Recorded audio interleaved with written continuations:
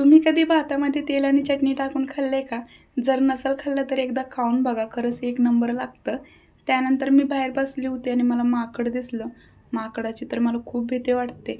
बरं झालं आमच्या बिल्डिंगवरती नव्हतं. तर हा व्हिडिओ ना 2 दिवसापूर्वीचा आहे. माझी तब्येत खूप जास्त खराब होती. जसे की मी मागच्या व्हिडिओमध्ये तुम्हाला सांगितले.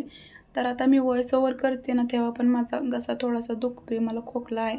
पण आता औषध घेतलंय, बऱ्यापैकी कमी आलाय. तर त्या दिवशी मी सकाळी शेंगदाण्याची पोळी केली होती.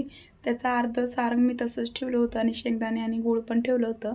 कारण मला त्याचे लाडू करायचे होते आणि मग म्हणलं की नंतर करेन, पण नंतर केलंच नाही.